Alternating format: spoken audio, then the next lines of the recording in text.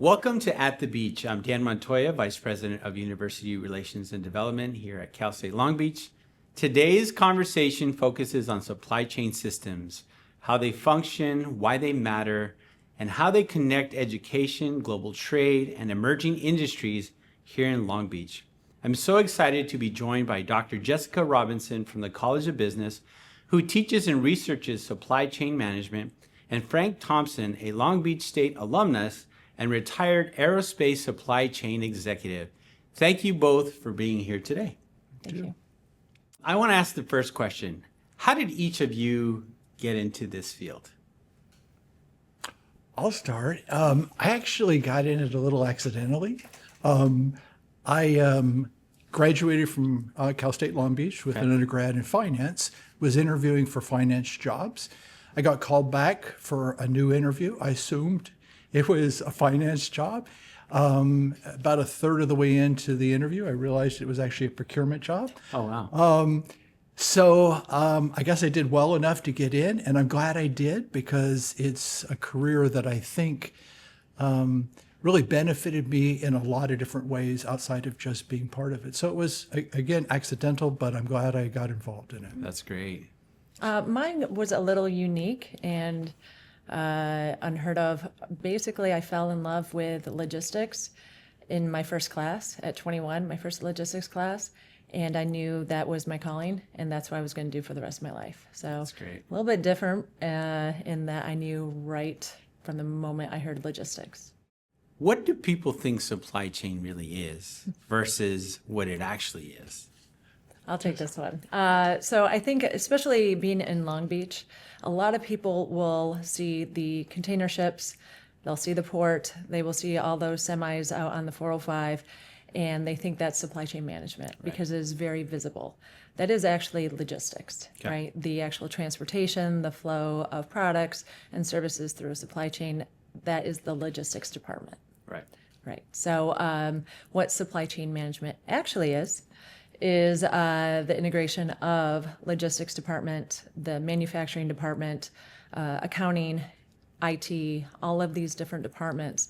No one discipline really owns supply chain management. It requires all of the collaboration and, processes across different departments within companies and across at least three or more. You want to chime in on that? Yeah, I would say if it really comes down to a very good explanation of what people's perception is relative to logistics. They see the trucks, they see the UPS, and even COVID brought that out. I mean, it's like a lot of knowledge of that, but everybody related that to the UPS truck or the FedEx truck that was showing up. On the manufacturing side, from order entry to order delivery, is a very complicated series of processes that Jessica was talking about, from the acquisition of bill of materials to the planning and scheduling it across the factory floor, to getting it effectively through quality assurance, and then getting it shipped out. And then you got the piece on the logistics side of getting that in the consumer's hands. So it's much broader than most people perceive. Can you maybe give a kind of breakdown of the essential components of the process? Because a lot of people, again, people don't understand what it is or how it's relevant. So a lot of people, they'll hear the technical side of it, but can you give us an example how it relates to real world? Maybe like an example of I put an order on Amazon and what happens to that? And how does it get to me, right? A lot of people just think, oh, I'm putting an Amazon order and it says it'll be here by 5 to 10 p.m. today or 2 days from now. But it also actually goes in through a cycle, right? So the whole order fulfillment process, right? So what is really important, I want to actually back up for a moment, and an important aspect of the order fulfillment process is the entire lead time, right? The time between which a customer places the order until they actually receive it.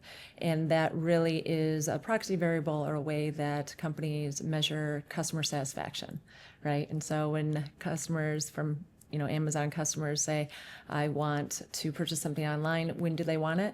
Yesterday. They didn't even know they wanted the product until yesterday, but now they want it.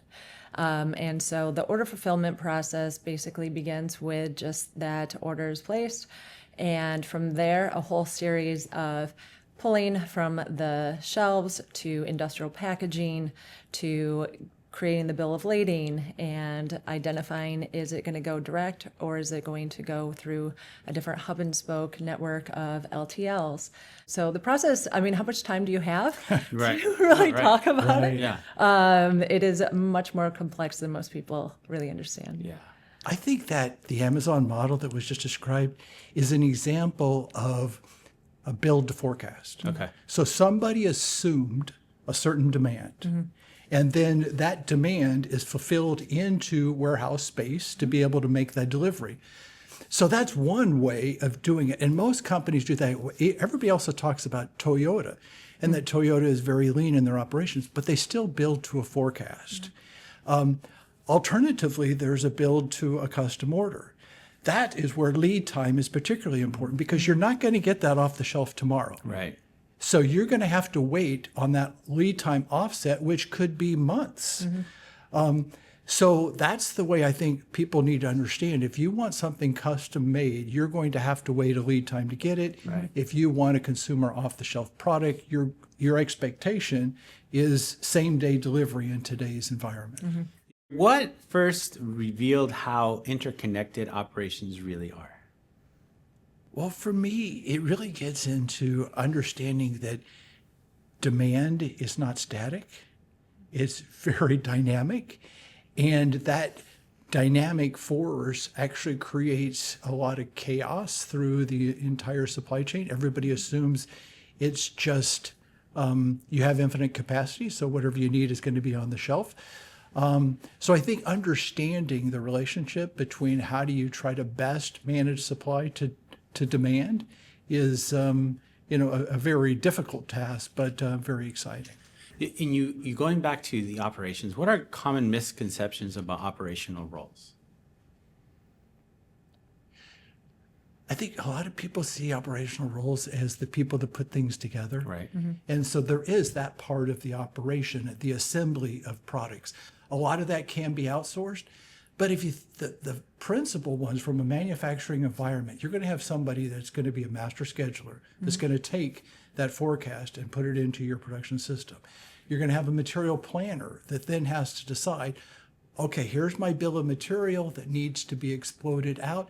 That gets passed on to a purchasing team. A purchasing team will go out and buy those components Right. based upon lead time offsets because they're all not readily available. They Right. all have to be made as well.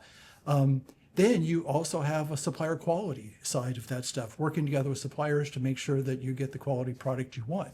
Now you've got a receiving process. So you've got people in that. Now you bring that in, most are going to stock it. So you got a stockroom function inside of a manufacturing company. Right. You're going to now pick that from the stockroom to issue it out to assembly to put it together.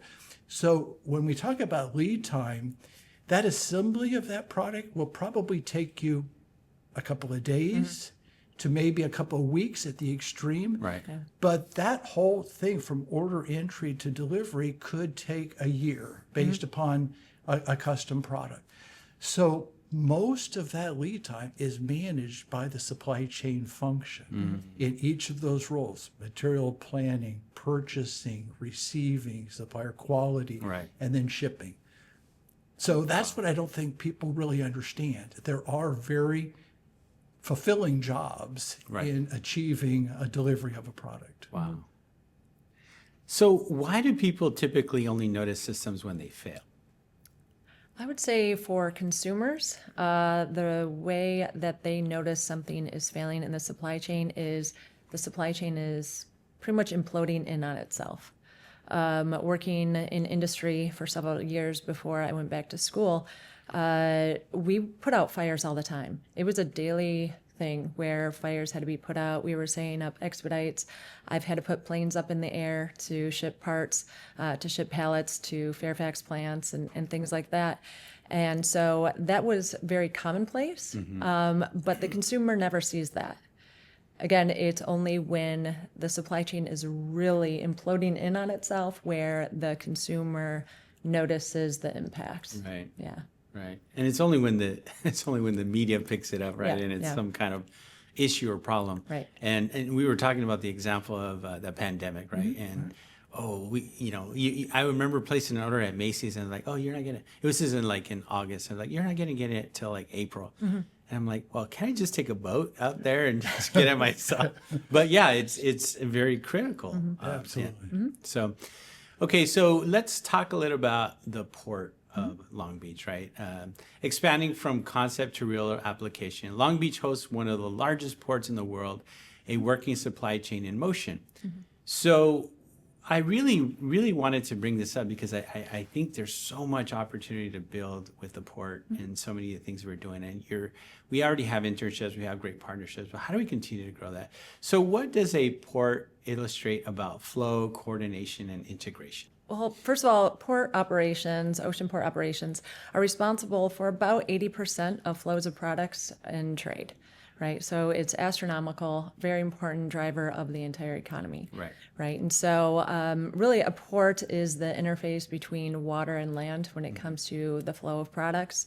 And the coordination for port operations, it requires the coordination between several 3PLs, third-party logistics providers, Right. whether it is custom house brokers or freight forwarders or even drayage moves or the rail transportation carriers. So there has to be a lot of coordination between a lot of parties in a supply chain. And also, the fact that it integrates to both the public and private sector. Right. So there's a lot of government and public, private things going on, a lot of hands in there. So there's a lot of complexities associated with the port. That's great. Do you want to add to that? I Or would just say it creates a huge hub for a network of logistics jobs. And that's what I think with the combination of the two ports that you have here in the area and stuff as well. It creates huge opportunities for those logistics side of the stuff. And on the plus side, it creates a close hub for the manufacturing companies to be shipping products back out on the opposite side as well. So why is reliability often more important than speed? So that's an excellent question. I actually posed that in my logistics class. Okay. And really what it comes down to is being able to plan operations. Right. So I know from experience that a container ship that leaves Europe coming stateside, it's going to take about 30, 35 days or so. Right. I can plan for that. Right. Right. I can plan for it. It's not ideal. I'll probably have a lot of inventory in the supply chain on the water there, weekly, inventory over a month on the water. But I can plan for it.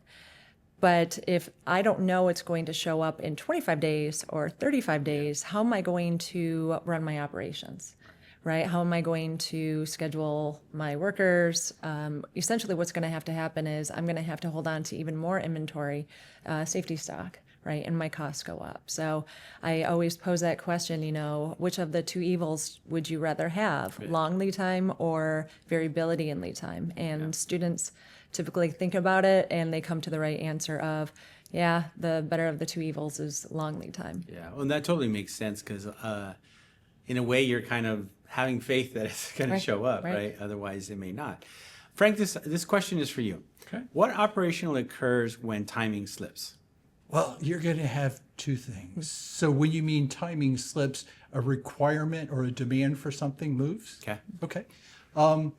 On the one side, if it moves out, right? So if demand moves out and there's a signal, that means a lot of people run the risk of losing their jobs temporarily, right? Wow. Because there's no work to do. Right. If there's nobody wants to create new additional products.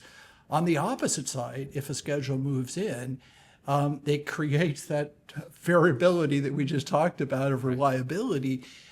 It creates incredible chaos through the supply chain to everybody back through the chain needs to expedite to be able to achieve that stuff.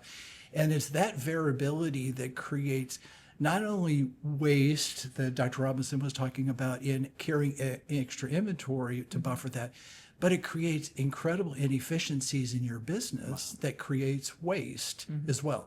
So you want reliability and predictability in your operation. So when things don't go right, how do these disruptions cascade across the organization?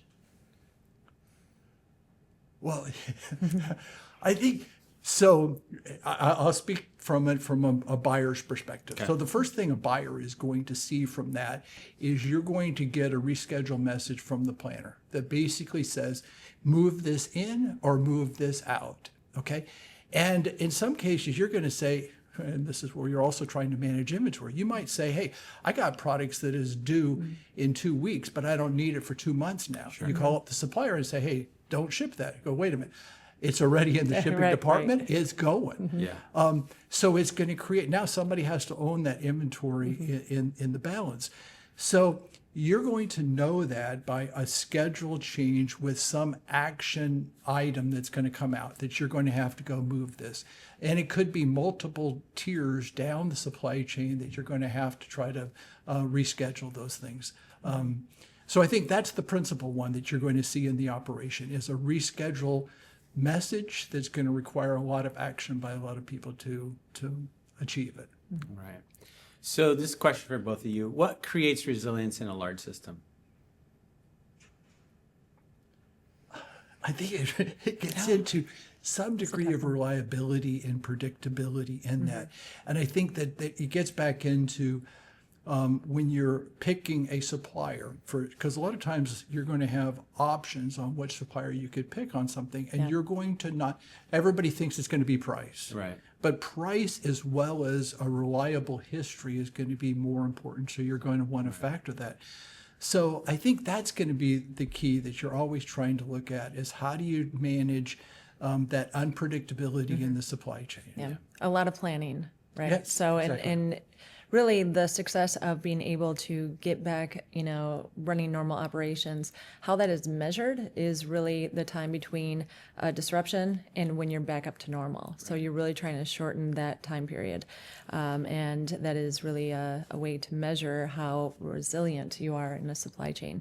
And it really requires a lot of planning. I've heard stories of automotive manufacturers will ask their suppliers, if a plane landed on your plant, how are you going to keep us up and running?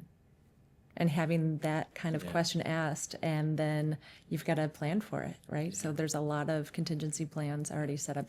It's a living, breathing being, really. It is. Essentially, it is. I think to pick up on that as well, you also want to have geographic diversity Yes. too. I think if you think about this, there's a risk of having suppliers in California because of earthquakes. There's a risk of having suppliers in the Southeast because of hurricanes. So you've got to understand that when we had the Fukushima tsunami, there was a supplier of a particular resin for paint that was the only supplier in the world that was knocked off. So you've got to really understand risk management, not only in the supplier's capabilities, but the geographical proximity to potential national disasters as well. And what makes it really interesting too is while supply chains and logistics, we try to be very efficient, we want to reduce our costs. We know that if you run lean and you only rely on one supplier, that's great because it's going to reduce our costs. You're going to get better prices. However, if something does go wrong, now you're in trouble, have right? So options, yeah. you're kind of balancing this, decision of do we want to run lean or do we want to be able to respond quick to anything that goes wrong? Wow. So which decisions are made upstream versus in real time? Capacity. Capacity? Yeah, it really gets into, for example, if you think about what AI is doing in the industry today, it's about AI chips. Okay, after AI chips, it's data centers. Data centers need energy, so they're trying to figure out how do you they're looking at nuclear plants for this stuff. Uranium is now a scarce resource to achieve that. And the latest one now that's affecting the computer and phone industry as well is you also need memory chips. So Micron is spending $50 billion right now to develop they're doubling their capacity, but it won't be online for 2 years. So for 2 years, there is going to be a shortage of memory chips to consumer electronics as well as that. And it's all driven by one principal thing, and that's the evolution of AI. That's the thing that people don't understand, how interconnected all the way back to the earth of getting a natural resource out of the earth to support supply chains. Wow, that's pretty amazing. It's so fascinating because as I'm sitting here, I'm thinking supply chain was probably created in the caveman days, right? It's like, hey, we got to go get food. Like, when are you gonna get it? Right. And when is it gonna get here? So it's been such a part of our lives. We haven't even realized it. Absolutely. So I'm just so glad that we're having this discussion. Now I want to switch gears to the space economy, right? Advanced manufacturing, aerospace, it's all around us. We've heard the mayor dub Long Beach as Space Beach, right? There's a lot of aerospace companies here that keep coming here. And so as we do that, how do we evolve as a workforce in supply chain and manufacturing to be able to prepare the students to enter this field in this particular space? Right. I think obviously it goes without saying that AI, technology driven kind of knowledge is going to be really important and continues to be very important. But I think that also the soft skills continues to be important as well. What we are doing here at Cal State Long Beach is preparing our students. We have new courses in supply chain analytics, right? Doing data analysis, learning how to actually perform more complex algorithms using different kind of software. We have our global supply chain management course, and we're developing different softwares, using software to better prepare our students using that kind of software. But we also have the soft skills teachings throughout our curriculum to help our students as well. And we're also preparing our students with certifications in both total quality management with Six Sigma certifications as well as project management certification. So if I'm a employer and I'm saying, Dr. Robinson, what kind of candidate am I going to get coming out of Cal State Long Beach in supply chain? They're going to have grit. They're going to have heart. They are going to be prepared. They are going to be, driven and curious. I really respect the student body because a lot of them have gone through things and are juggling a lot of responsibilities beyond just schoolwork, and they're hungry. And I see a lot of that in my classes, and the employers would be lucky to have any of our students.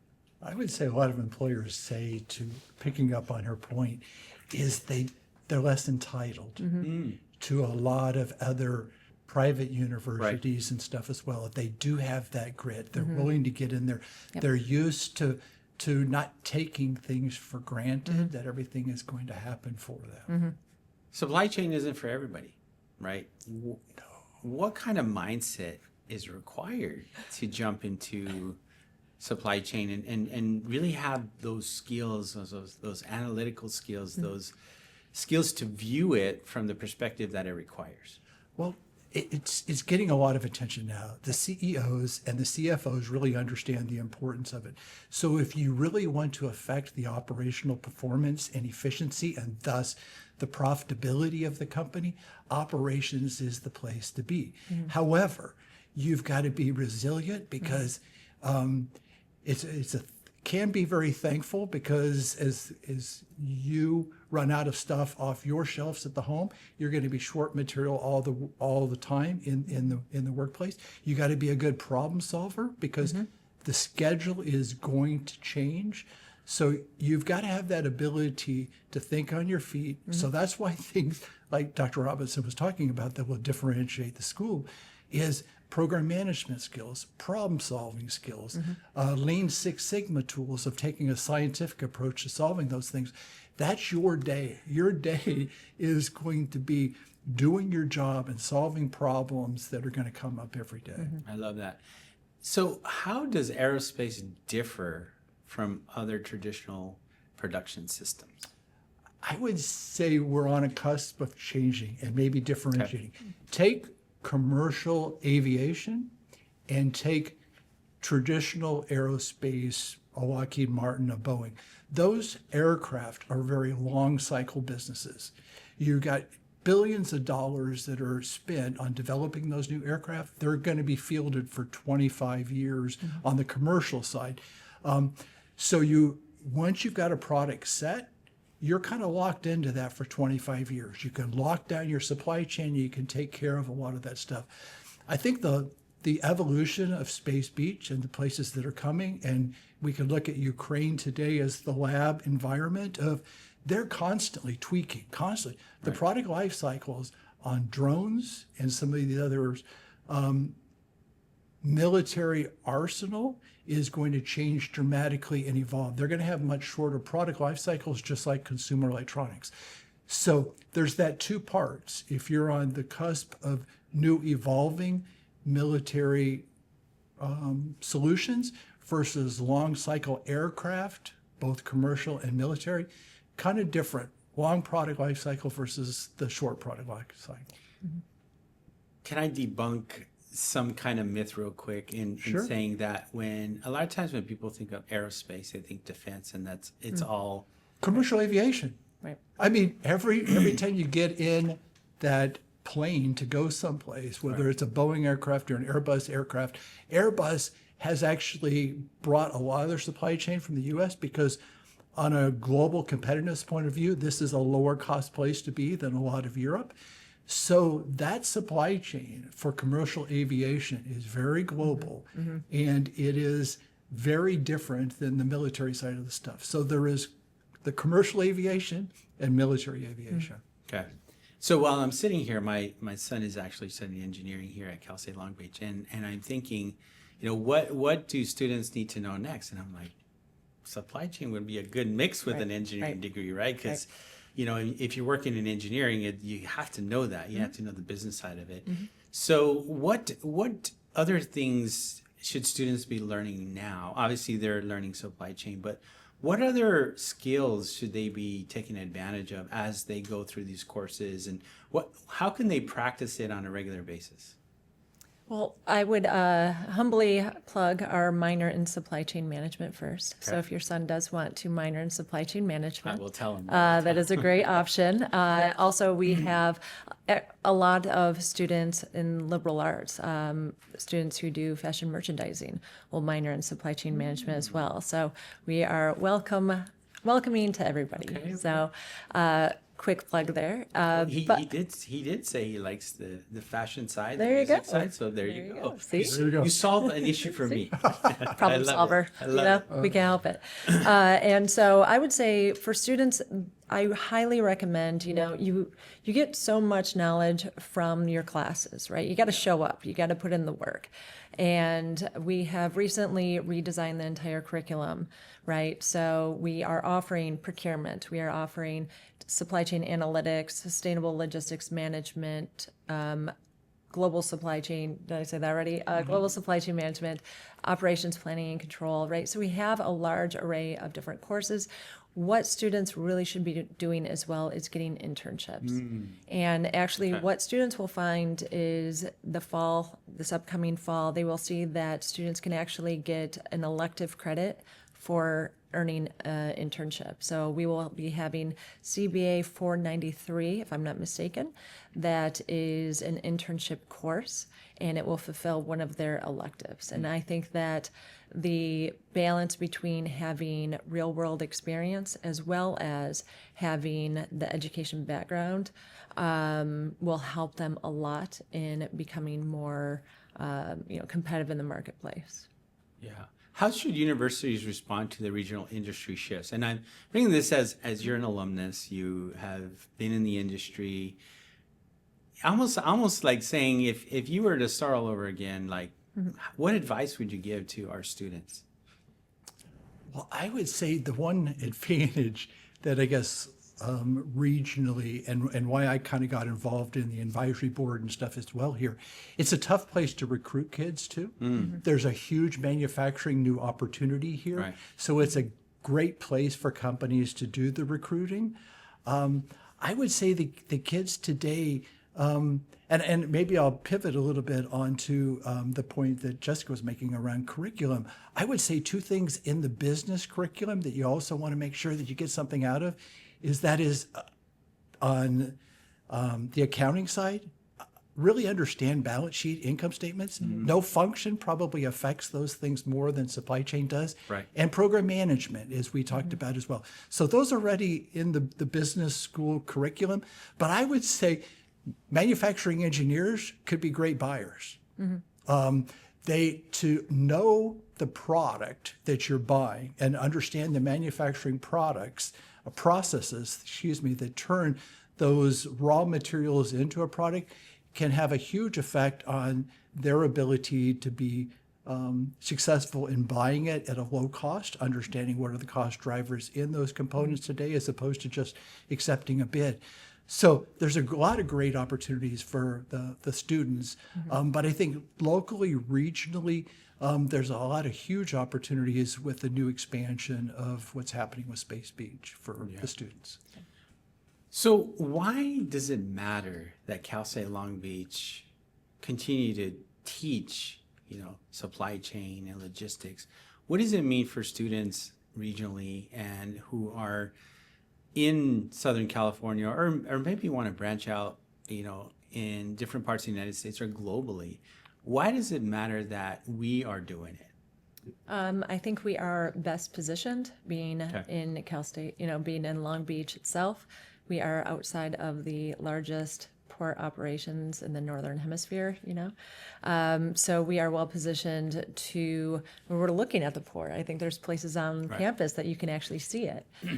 So I think it is very important for Cal State Long Beach to really step up and to, build up the supply chain program. And I think it is a very important visible major in the College of Business to do that. And another part of it is the students will make more money. It is a very high paying position, great. and there's a lot of opportunities. It's one of the few positions, any supply chain position actually is growing. I think there's a 4-5% increase in jobs in both logistics and supply chain management. And with the influx of using AI, you're not seeing that in other disciplines, right? So I think it's really important for us to push that supply chain management kind of focus here. It's great. I think there's a huge opportunity for the school to become the supply chain university in Southern California. Working together with the port, the opportunities that are here and stuff as well. I think there's, again, a huge opportunity to make that match and this to become the destination for companies to be looking for recruiting supply chain students. I 100% agree. I think it's a strength of ours. I think we're going to continue to grow it. And I think a lot of students, when they're looking at Cal State Long Beach, is like, why should I go there? And we look at the key programs that distinguish us between the other CSUs and even other universities as a whole. I think this program really is on a trajectory to distinguish itself and really prepare the workforce for our region nationally and globally as well. So I love that. That's great. What other thoughts or comments do you have on just where we are now in our industry? There's so much technology driven. You talked about AI. What's ahead in this industry? What should students be looking for? What should we be looking for as consumers in terms of this space? I was reading an article today on AI software, and companies are pulling back now because they're finding matching AI to their processes was not as simple as they thought it was going to be. Right.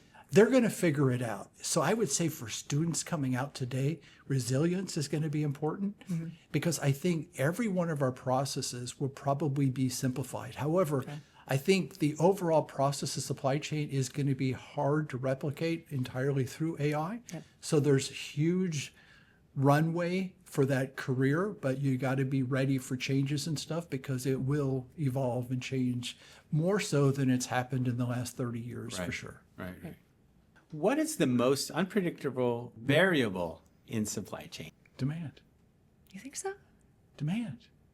It's demand that creates the chaos. And it could be, you could have a problem on the supply chain side of things, but demand everybody assumes is constant. And I think we're setting ourselves up because industry went from just in time to just in case, where we were holding inventories during COVID. That doesn't help the balance sheet. Right. of carrying that inventory. So we're moving back to a just in time environment. But I think of understanding that variability in demand is going to be, and again, there was certainly chaos on the Right. supply chain side of stuff. But demand is not as static as we think it is. Yeah. But I think that that's also a known unknown. It's you know what I mean? Like fair, I fair absolutely agree with you, but it's like a known unknown. I think the kind of huge disruptions are the biggest variability in anything. So it would Yeah. be the more event driven kind of things that just, come out of left field that we're not planning for. Right. Yeah, and I think AI is also preparing us for the unknown as well, Yes. right? It's so flexible. I think that the biggest thing about AI is either you know it or get left behind. That's really the reality of it. And we have to adapt to it in the different business models and in all areas of business, not just supply chain. What are your thoughts on, again, like the future of supply chain? Where do you see things evolving more than they already have since the time you were in industry, right? It's always constantly changing, but what has evolved and continues to evolve, and you're like, scratch your head and you're like, wow, where's that going? Can we take this one? Sure. Okay. So first I want to point out that supply chain management is actually a very young discipline. Okay. Right. So if I'm not mistaken, supply chain management, the term itself wasn't coined until the 80s. Right? June 4th, 1982, Yeah. when an executive was being interviewed and uttered the word supply chain management for the first time. So I am older than the discipline I've dedicated my life to, right? And that's Yes. a very unique position to be in. Right. And so when we say, what is there to learn? Oh, there's a lot, because when it was first said it was 1982, it doesn't mean that the industry or the body of knowledge evolved then too. Yeah. So it really gained popularity in the 90s and 2000s. It was the 2000s when supply chain management even became a major. A lot of Right. programs actually had logistics, and logistics became supply chain management major. So this is a very, very young discipline. Yeah. So what do we still have to learn? A lot. So it's a very difficult thing to put that one finger on. I think definitely Frank knows this himself, is that relationship with suppliers. And I think COVID really highlighted that too. A lot of companies historically have focused on that relationship, obviously, with their customer. That makes sense. We want to grow sales and we want to build stronger relationships with our customers.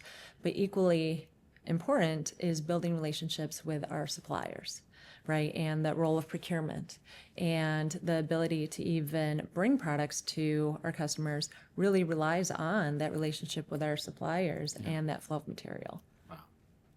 Yeah, you got to treat them that way, because that whole discussion about vendors, suppliers, partners, you got to understand that you can't operate and you can't be successful without good relationships there. In my experience on this, I've had suppliers that we treated fairly, and when push comes to shove and you need a priority, you get the priority over some of those other customers that don't treat them as Right, well. right. And that doesn't mean you don't hold them accountable.